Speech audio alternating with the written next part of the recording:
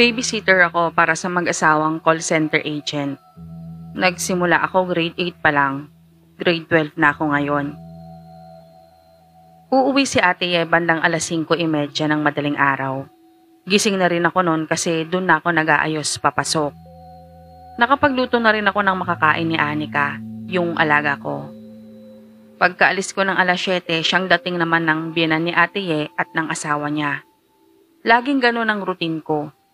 Hanggang ngayong June, may isang gabing na bago. Day off ni Ate Ye. Pero hindi ko alam kung anong tawag doon, basta walang pasok si ate ng halos isang linggo. Sa huling gabing wala siyang pasok, nasa bahay na nila ako. Kaya lang alas 9 ng gabi tinawagan ako ni nanay. Sinugod daw kasi nila si Lola sa ospital. Kaya dali-dali ako nagpaalam. Ang sabi sa akin ni Ate Ye, ihahatid na lang nila ako at delikado sa daan. Pero tumanggi ako. At sobra ko yung pinagsisisihan. Lakad takbo ang ginawa ko makalabas lang ng village. Yung bahay nila ate, mga 15 minutes walk lang ang layo sa gate. Lakad takbo ang ginawa ko kaya nagtaka ako. Kasi wala pa rin ako sa gate. Basang-basa na ng pawis ang likod ko. Tagaktak na rin sa mukha ko. Dahil pagod na ako, tumigil ako saglit para magpahinga. At yun, biglang humangin. Kinalma ko yung paghinga ko. Alam niyo yung pakiramdam na may iba? Ganun ang naramdaman ko. Matapos nun, dahan-dahan na akong lumakad na parang wala lang. Pero naging mas alerto na ako sa paligid. Tapos biglang namatay yung mga ilaw sa poste. Nung may liwanag na ulit, galing na sa mga lampara, hindi na sa mga poste. Wala na kasi yung mga poste. Mga lampara na lang na nakahanay sa daanan. Wala na rin yung mga bahay-bahay paglingon ko sa likod ko. Tapos humangin ulit. Tapos may narinig akong ungol sa kanan ko. Tumakbo ako hanggang may mga nakasabayan na akong tumakbo. May isang babae na may buhat na bata. May isang lalaki naman na may hawak na steering wheel ng sasakyan. May mga naka-uniform, high school, college, elementary. Katitingin ko, nahuli na ako sa pagtakbo. At dun ko nakita yung umuungol. Usok lang. Kada madaraanan nito, namamatay ang apoy ng lampara. Tapos nung malapit na siya sa akin, may narealize ako. Hindi nito pinapatay ang apoy. Nilalamon ng dala nitong dilim ang nararaanan nito. Tapos may humila sa akin. Yung babaeng may dalang bata. Akala ko may edad na siya pero nung malapitan ko siyang makita, parang kasing edad ko lang siya. May marka siya sa ilalim ng mata, parang hena. Pero kahit natutuluan na ng pawis niya, hindi pa rin kumakalat. Hinila niya ako para tumakbo ulit. Tinuro niya yung nasa unahan namin. May ilog. Sa kabilang ibayo maliwanag. Maliwanag as in umaga. Sabi ng babae sa akin, kailangan naming makatawid doon. Kaya mas binilisan ko yung takbo ko. Yung lalaki naman na may hawak na steering wheel, may inakay na 2 bata paglusong namin sa tubig. Doon ko napansin na may edad na siya. May mga punit-punit na ang t-shirt niya kahit pantalon. Tapos greasy ang buhok. May mga batik na rin ng puti. Pero kita ko pa rin yung lakas ng mga bisig niya. Tapos nakatawid na kami sa ilog pero siya bumalik pa sa kabila para magsalba ng iba. Yung babae naman na humila sa akin, pinahawak sa isa pang bata yung baby na karay niya. Bumalik siya sa kabila para magsalba rin ng iba. Tapos may nakita akong matandang lalaki. Hirap na hindi pa rin siya nakakalusong. Naalala ko sa kanya ang lolo ko. Kaming nag-aalalay sa kanya sa pagligo. At yun, kusang kumilo sa mga paa ko. Siya agad ang nilapitan ko. Kaladkad na yung ginawa ko sa kanya lalo at papalapit na yung usok. Hingal na hingal ako pagdating namin sa kabila pero nabangon agad nung marinig ang sigawan. Naabutan kasi yung mga nasa gitna. Muntik na si kuya, yung may steering wheel. Lumapit siya sa akin at itinayo ako. Kailangan na nating kumilos, sabi niya. Meron na lang ulit tayong 24 oras para magkaroon ng malaking distansya sa usok. Doon lang ako nakapagsalita. Tinanong ko siya kung nasaan ako, kami. Tapos malungkot niya akong tinignan. Hindi ko rin alam. Sagot niya. Nakararamdam kami ng pagod pero hindi ng uhaw at gutom. Nabibilang ko ang araw sa oras na paghabol sa amin ng usok. Ikatlong araw nung nagsimula na akong mag-alala, gusto ko nang umuwi. Pero si kuya sinampal ako nung magwala ako. Doon ko lang din nalaman na yung steering wheel nakadikit sa kamay niya mismo. Nag-iyakan yung mga bata nung magsigawan kami. Pagod na kasi akong tumakbo. Gusto ko nang umuwi. Tatlong araw mo pa lang. Tingin mo lahat dito ng kasama mo walang may gustong umuwi?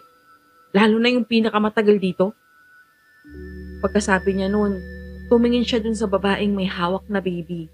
At parang natauhan ako bigla. Jologs yung damit niya. Napatakip ako ng bibig. Tapos hinawakan naman ako ng babae sa kamay. Si kuya nagbilin sa ibang lalaki na magbantay para sa pagdating ng usok. Mas umiikli kasi ang oras na pagtigil nito sa paghabol sa kanila. Sa amin pala. Unti-unti nang nasisira yung pattern, sabi niya. Tapos sumunod siya sa amin. Lumayo kami sa iba. Nasa parte kami ng mataas at kita namin kung may paparating. Ginahasa ako ng pinsan ko. Sabi ng babae at itinaas niya yung palda niya. Napaputang ina ako. May kahoy kasi na nakasiksik sa ano niya. Gising ko, nandito na ako mag-isa. Sa pagdaan ng mga buwan, may dumaragdag akong kasama. Isa, dalawa, hanggang sa marami na. Nalaman ko na lang na si kuya at yung baby ang new member of the family. Saka ako pumasok sa eksena. Yung baby nakita lang nila sa damuhan, umiiyak, nakabalot ng lampin. At bukod doon, wala ng damit. Si kuya ang sumunod. Iniahon siya sa ilog. Akala nga nila patay na siya. Ayon kay kuya, grab driver siya at hinold up siya. Kahit binigay niya lahat ng pera niya, binaril pa rin siya. Nung nagising siya, nandito na siya sa mundong to. Nung ako naman na ang tatanungin nila, bigla na lang humangin. At kasabay nun yung manigang lupa. Bigla na lang bumuka. Nahiwalay ako sa kanila. Nalaglag ako sa isang uka. Hindi ko alam kung gaano ako katagal nawala ng malay. Pagising ko madilim na, tapos nasa kulob ako na lugar. Walang umiihip na hangin. Hindi ko alam ang sisiksikan ko nung makarinig ako ng mga yabag papalapit sa akin. Tapos may humihinga malapit sa tenga ko. Sisigaw sana ako kaya lang may tumakip sa bibig ko. May bumulong. Sabi, "Wag kang maingay. May isa natin ang dilim. Pero wag kang maingay." Mabuto yung kamay. Naalala ko ang lola ko. Tapos itinayo ako. Ilang beses akong nauntog at natalisod dahil nga sa madilim. Pababa ang gawin namin. Mas lalong walang ihip ng hangin. Ang still ng amoy.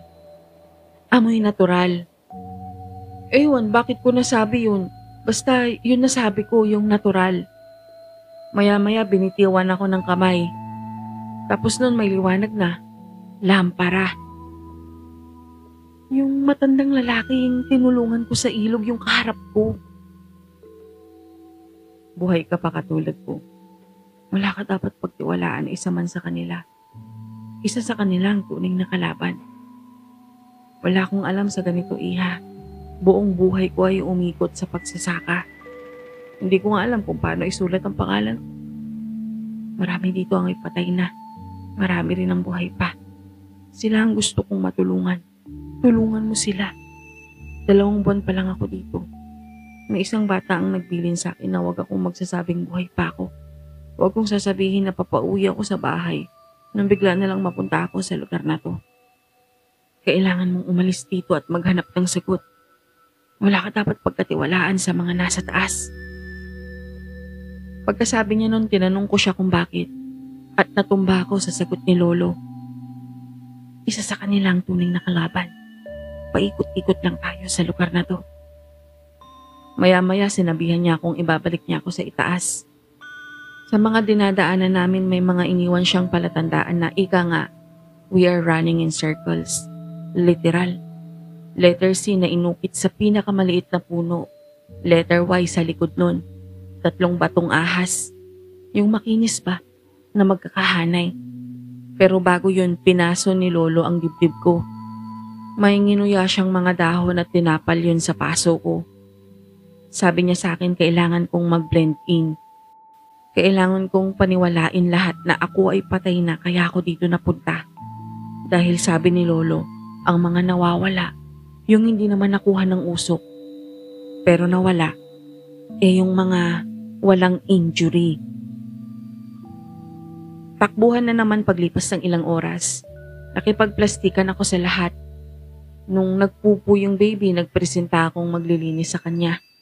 At napatakip ako ng bibig kasi yung private part niya, babae siya, namamaga. Diyos ko po. Bakit pati walang kamuwang-muwang na sanggol? Mukhang iilang buwan pa lang. Akala ko hindi totoo yung mga ganun Diyos ko. Pagkatapos nun, iyak ako ng iyak. Nilapitan ako ni Kuya.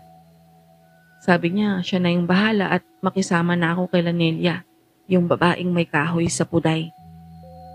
Inikutan ko si Nelia na may kalong na batang babae. Napatakip ulit ako ng bibig. May butas din siya sa likod ng ulo. Tapos may mga nagtatawanan, mga bata rin. Nakahubad silang lahat naliligo. Yung isa nakalaylay yung bituka pero meron pa yung plastic. Basta yung pinaglalagyan ng ebak. Yung isa naman may luslus. Naiyak ako. Kinurot ko pala yung sugat ko sa dibdib na gawa ni Lolo. Kasi gusto ko nang magising. May humaplos sa akin sa buhok. Babae. Maganda kaso may mga semento siya sa katawan. Yung itsura ng semento pag natuyo. May bakas din ng lubid sa leeg niya. Pinaupo niya ako sa tabi ng isang binatang lalaking tulog. Katulad ko, wala akong makitang injury niya. Hinaplos niya ang buhok ng binata. Kung wala nga kami sa sitwasyon yun, siguro naging crush ko siya kasi ang pogi. Alam ko buhay pa siya. Nararamdaman ko buhay pa siya. Sabi ni ate sa akin. Napatingin ako sa kanya kasi umiiyak siya. Alam kong patay na ako at alaala na lang ako. Pero hindi siya. Tapos sinugatan niya yung binata at nagdugo. Pero nung sarili niya yung nasugat, hindi man lang dumugo tapos nawala agad. Hinawakan niya ako sa kamay. Kung totoo ang hinala ko, kung sino man ang may gawa nito, nagkakamali siya. Walang tatalo sa pagmamahal ko sa kapatid ko. Iaalis ko siya sa mundong to. Pagkasabi nun ng babae, hindi nagtagal dumating ang usok. Hindi ko alam ang gagawin nung nagparoon yung babae. Sasalubungin niya yung usok. Ginising ko yung lalaki. Sigaw siya ng sigaw nung pinipigilan ko siya. Hanggang sa may humawak sa balikat ko yung matandang lalaki. Tumango siya sa akin. Tapos tumingin sa usok. Yun ang sagot para makauwi na ako. Hinawakan ko naman siya sa kamay. Pero tumagos ang kamay ko at nakita yun ng binata. Nanlalaki ang mga mata niya tapos hinila niya ako palayo sa matanda. Apo, ikamusta mo ako sa tatay mo ha? Sabihin mong, hindi ko sila talaga iniwan pagkus nagising na lamang ako sa lugar na to. Pagkarinig ko noon, nanlalaki ang ulo ko sa kilabot. Tapos yung binata, napatigil sa pag-atras. May katabi na bigla yung matanda, sundalo, naka-uniform pa. Napatingin naman doon yung matanda. Tapos sabi niya, Tay, sabi nila hindi na nahanap yung katawan mo pagkatapos ng bakbakan. Bago naman makasagot yung sundalo, parang hinila kami ng malakas na puwersa. Narinig ko yung matanda na tinawag ako sa pangalan ko, pero wala akong makita. Pero dama ko yung hawak ng binata sa kamay ko. Tapos nagising na ako. Nasa ospital ako. Sila nanay nakatingin sa akin umiiyak. Nayakap ko sila kasi panaginip lang lahat. Akala ko. Tinuloy ko ng normal ang buhay ko. Babysitter pa rin ako matapos nun. Tapos isang gabi habang tulog na si Anika, nagfe-Facebook ako nun. Tapos nakita ko yung shinare ng pinsan kong post, missing person. Pinanlakihan ako ng ulo. Yun yung Grab driver, si Kuyang steering wheel. At hindi pa rin daw siya nahahanap. Isang linggo matapos, nakita ko naman yung nakapaskil sa poste ng Meralco. Batang babae na nawawala. May kapansanan. Umiiyak ako noon pagkakita ko. Tapos isang buwan, halos namayat na ako sa pag-iisip. Tinanong ko kasi yung isang teacher namin na close ko tungkol sa mga panaginip pa. Sabi ni ma'am, ang mga napapanaginipan natin ay mga nakita na natin, na i-store sa utak natin lang. Maniniwala na sana ako kung hindi lang may nag-chat sa akin. Hindi talaga ako palabuklat ng message request ko kasi halos picture ng edits lang na sinesend ng mga pervert na ibang lahi yung laman nun. Kaso yung kaibigan ko, nakialam ng cellphone ko at pinakita niya sa akin. Franz. Ito yung chat. Alam ko weird pero nakita kita sa panaginip ko.